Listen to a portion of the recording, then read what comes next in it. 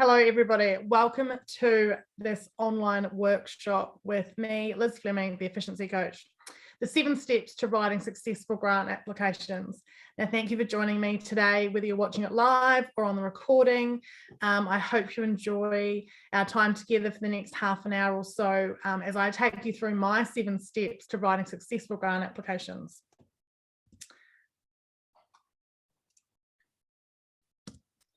And before we start, just some housekeeping. Please make sure that you have yourself on mute, and this webinar will be recorded, which I will send out to all registered participants and share on my YouTube channel as well. Please write any questions in the chat box, starting with the Q, and my lovely PA Deb will collate these for later in the piece. And also, we are sending out some emails after this webinar through the Eventbrite platform. So be sure to check your junk or spam folder in case you haven't got these emails. So that's just some basic housekeeping to get us going today. So small business owners are often not ready or don't know what is required for grant applications. Now, we've got some small business owners in the audience today. And put your hand up if you're already too busy. Yes, there's a few. And who already wears all the hats in their business and they're just too many? Hands up, those people as well. Well, the problem is we just don't know what is required for grant applications, but I'm here to help you today. So the other issue is that the grant programs have short application periods, some as little as 4 weeks. And then, as we've just demonstrated, all small business owners always have limited resources and time. So we're already wearing too many hats in the business. Hi, I'm Liz, the Efficiency Coach. I'm a business coach and grant writer for small business. What I'm obsessed with is making sure that your business has the best opportunity to be successful. You know how there's never enough time to write a grant application in the time given, and it's something that just never gets done as it seems just too stressful.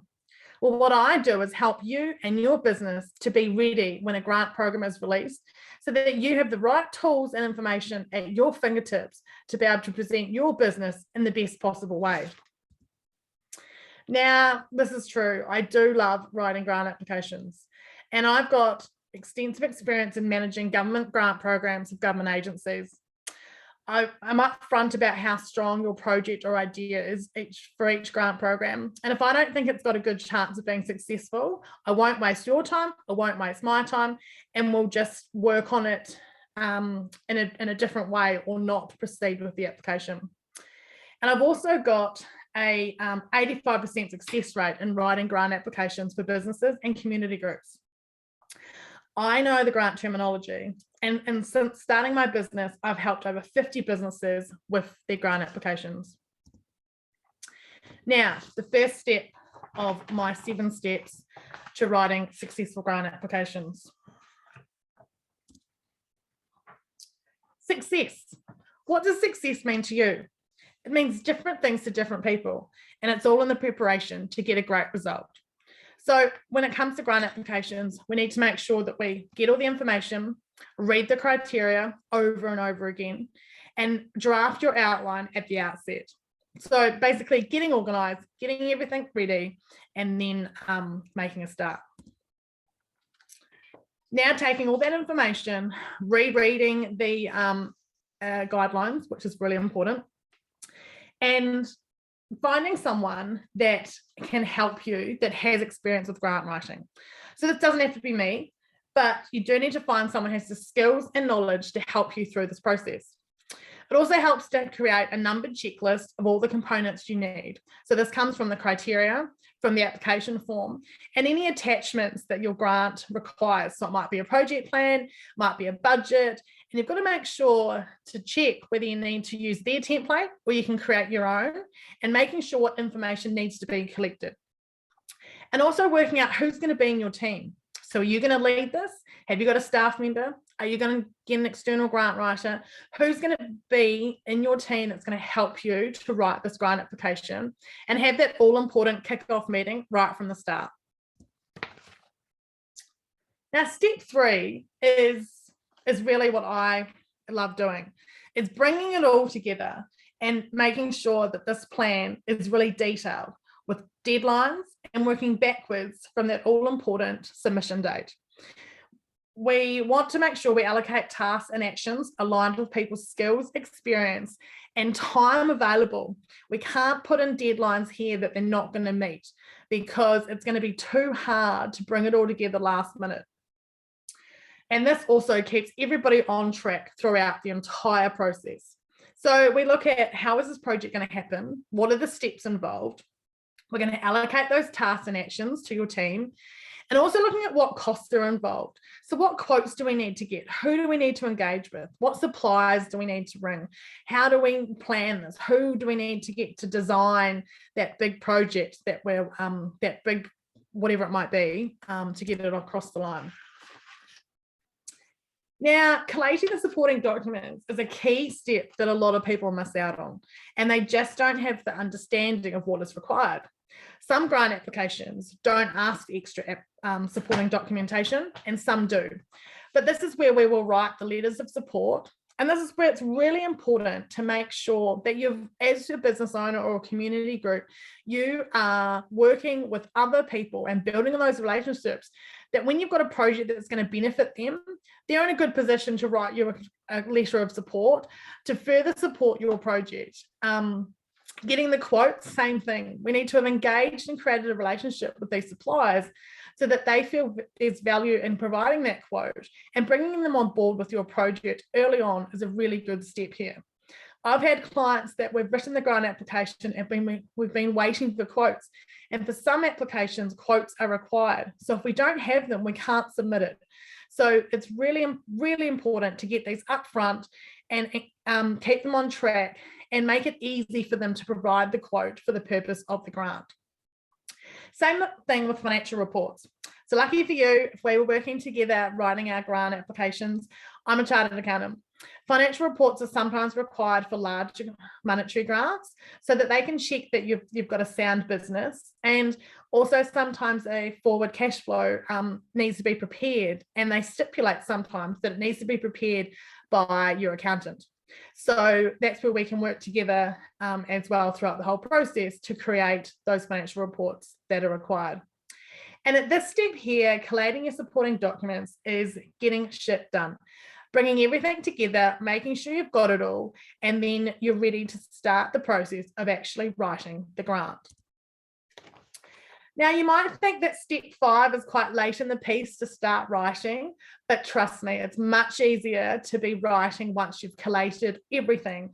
The quotes, how much it's going to cost, is it within your budget if there's a matching requirement, is it within the criteria of the grant, have we overspent, have we thought of everything, how does everything piece together?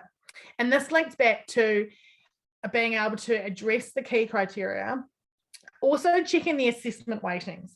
So there'll be questions in the grant application that you'll have to answer, linking back to your project, and then making sure that you are putting a sound application through that shows the benefits and positive impacts of your project and why they should approve it.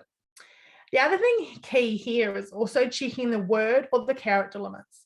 Now, when we do grant applications, I always draft them in a Word document first and make note of those word or character limits. And then I'll copy and paste into the application form if there is one to submit through the grant portal. And sometimes it will cut, if you've got too many words or characters, it will automatically cut it off. So that's why it's really important to keep track of these word limits right from the beginning. Otherwise, you have to cut out words at last minute, and that's not what we want to do. And also, I encourage people to maximize those word limits and use every single word that we can to put across your project in the best possible way. Now, this is the most important step because obviously this is the finished product of what is going to be submitted. And you also have to remember here, the people reading your applications don't know anything about you, don't know anything about your business, don't really know anything about your project. So you really have to assume that they know nothing. And that is key to the writing part of your draft application. Now, the next step after you've written your draft, you've got most of your words in there, we need to really showcase your business and your project, and by adding the why in your story of why this project and this grant should be approved for the benefit of your business and other businesses. So including the benefits, but also linking it back to the targeted audience. And this is where it's really important for you to understand the guidelines and the criteria and what's the purpose of this grant fund in the first place. And it all links back. And that's why that was number one step, because we really need to have an understanding of all of that. So when we come to step 6 here, we can really leverage that and make a compelling case for our project to be approved. Now, this brings us to step 7, the final step. And I always get someone else to review my grant application. It may be you as the business owner. I'll send it through and you'll do the final draft run through. But also I'll make someone else in my circle to review it as well. Just check grammar, check that it makes sense, check that we haven't duplicated anything, making sure that we haven't missed anything out, that we've answered all the questions, because it's like anything, doing an assignment, doing a job application, we've spent so much time and energy on it, we can always sometimes skip over things and miss the key points. So the review by someone else is really important. And as I said earlier, I always plan to submit the grant application 1 to 2 days earlier. Things always get delayed by, if a late quote coming in, or we needed to change something, or we're waiting for letters of support that's outside of our control. So we don't want to be planning to be submitting 5 minutes before that 11:59 deadline. So in our project plan on step 3 and 4, we will be planning towards, to submit it 2 days before. That gives some breathing space to do that final review.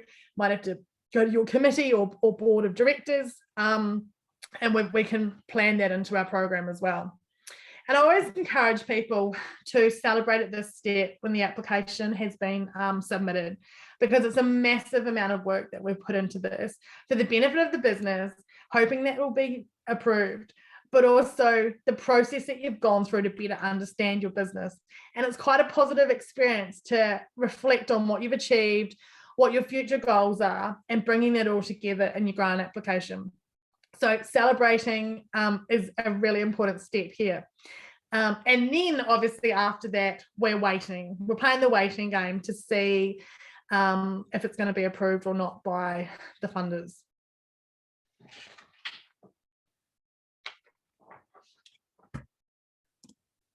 So here's the wrap up of our 7 steps to writing successful grant applications. We went through how to prepare for success, plan your work plan, create and design that work plan, collate those supporting documentation, write your draft application, add your why in your story, and the all-important final step of review and submit, and click that button.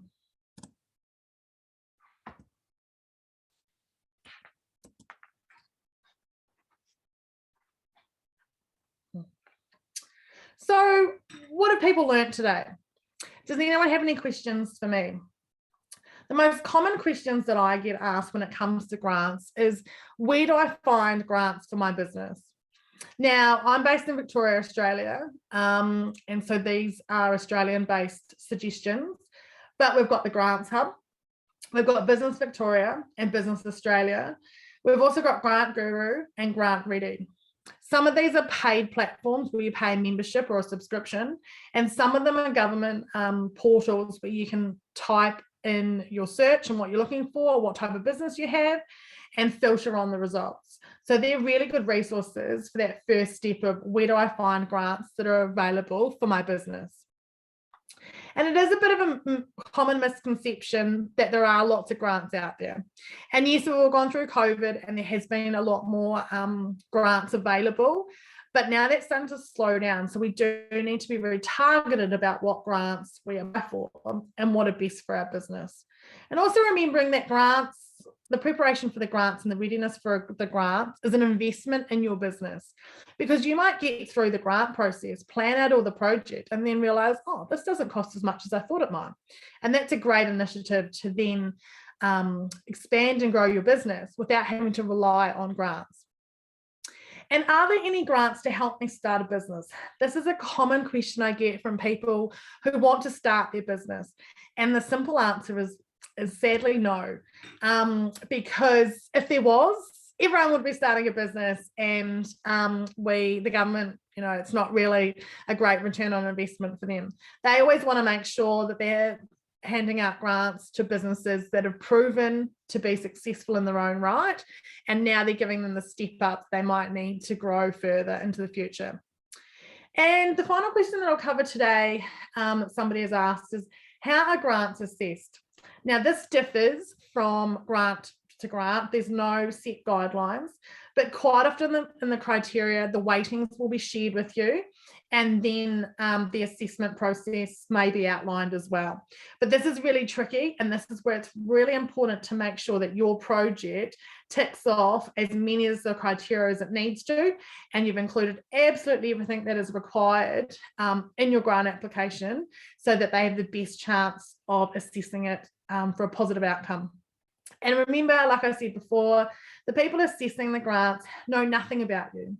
They know nothing about your business or about your project. So you need to make sure that you're using plain English, simple terms, and explaining everything in quite great detail. So if that's all the questions for today, we will move on. Now, this is just a snapshot of some of the businesses that I've worked with in the past who have had successful grant applications.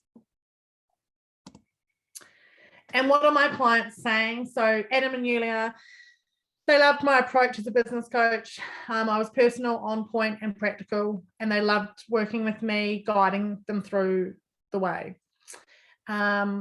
And we worked quite well together. They are designers and creatives, and so keeping them on track was sometimes a bit of a challenge, but we got there, and we got the applications submitted on time, which was great. Chris has had a couple of grants, and with their new cool room in his farm shop, they're much more efficient with their cold storage and look much more professional for their customers. And Ben and Jessie are clients of mine who they took their side hustle and turned it into a full-time business through a grant that we wrote together. So that's been great to see their business grow and expand recently. Now, if you want to work with me, you might have a grant in mind, or you might think, oh, my business isn't quite ready to apply for a grant, or I don't know what I need to do to have a grant written. I've blocked out some time in my diary for the next couple of days for you to book in a 15-minute call with me, and we can have a chat about your business, whether there's any grants available, or how you can get ready to be ready for a grant when they come up. So the link will be popped into the chat by Deb. And if you're watching the recording, the link will also be in the comments or the show notes in the YouTube channel video as well. So you can click on that, book a 15-minute complimentary call with me, and we can have a chat and see what we need to do to get your business ready for grants. Now, I also have an exclusive Facebook group called the Efficient Business Community with myself, Liz Fleming, the Efficiency Coach. So you can click on that QR code there, and that will take you to the Facebook group to join. And I'll be sharing with you there information on grants, but also efficiency tips for running your business and what's going in the world of business, and just to create that community with other like-minded businesses as well. So if you're interested in joining that, just search on Facebook the Efficient Business Community under groups, and I will see you there. Now, this is one of the good quotes when it comes to grant writing. Luck is what happens when preparation meets opportunity. So I'm all about being prepared and ready for when those grants come out, and then we can make them as successful as possible for you and your business. If you'd like to get in touch, feel free to check out my website. If you're in Australia, you can give me a call, or you can email me on that email there, and I'll talk to you soon. Thanks so much for joining me today. And that was the 7 steps to writing successful grant applications with Liz Fleming, the Efficiency Coach. Thank you.